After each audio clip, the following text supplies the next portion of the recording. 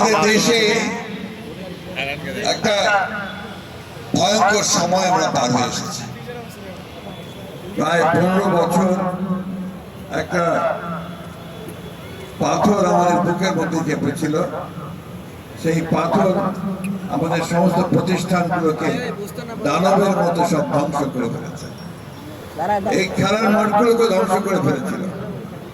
এই ঠাকুরগাঁয়ের খেলার মাঠে আমার ব্যক্তিগত স্মৃতি অনেক অনেক, সেই সব বলে আমি এখন আর সময় নষ্ট করবো না।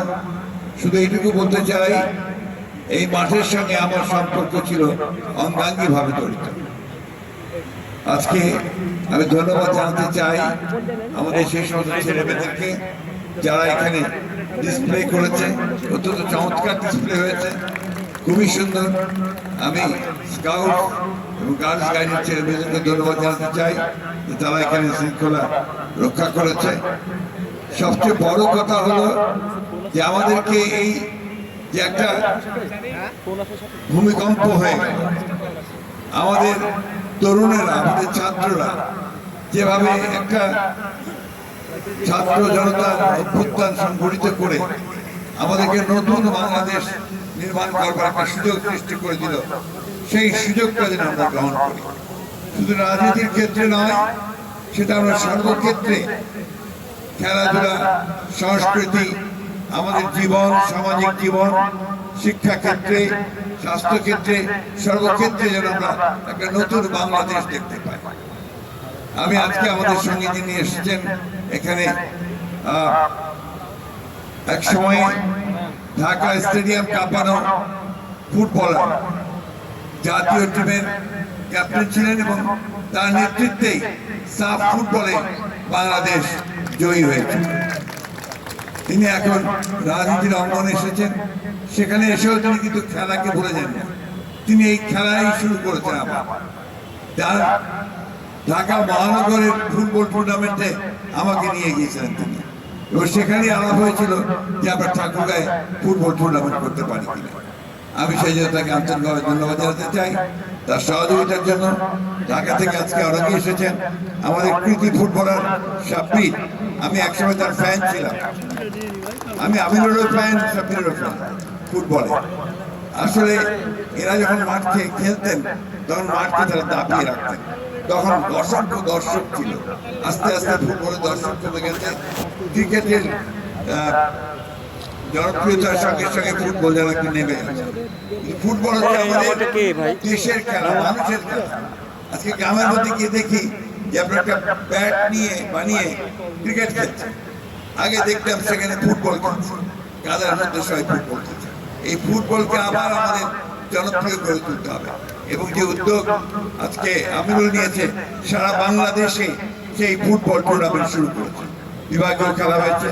এবং একটা ইউনিক ব্যাপার, একটা রাজনৈতিক দল সে আজকে নেতৃত্ব নিচ্ছে ক্রীড়াঙ্গনে, এবং সারা বাংলাদেশে এই ফুটবল টুর্নামেন্ট। আমি ধন্যবাদ জানাতে চাই আমাদের ভারপ্রাপ্ত চেয়ারম্যান জনাব তারেক রহমান সাহেবকে, তার প্রত্যক্ষ মনিটরিংয়ে, প্রত্যক্ষ দিক নির্দেশনায় আজকে আমিনুল তার সহযোগীদেরকে নিয়ে এই টুর্নামেন্ট সারা দেশে করছে। আমি বক্তব্য দীর্ঘ করবো না, খেলার মাঠে বক্তব্য কখনো ভালো লাগে না।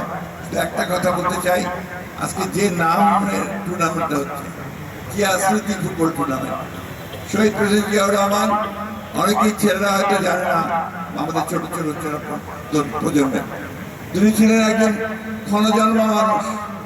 তিনি বাংলাদেশে একটা একদলীয় শাসন ব্যবস্থাকে বহুদলীয় গণতন্ত্র নিয়ে এসেছিলেন। তিনি এই দেশের গণতন্ত্রকে মুক্ত করেছিলেন এবং এই দেশটির আমূল পরিবর্তন সাধন করেছিলেন। মাঠে, খেলাধুলার ক্ষেত্রে, সর্বক্ষেত্রে তার যে প্রত্যক্ষ হস্তক্ষেপ ছিল, তাকে তিনি উন্নত করবার চেষ্টা করেছিলেন, সেটা আমরা আজও মনে করি।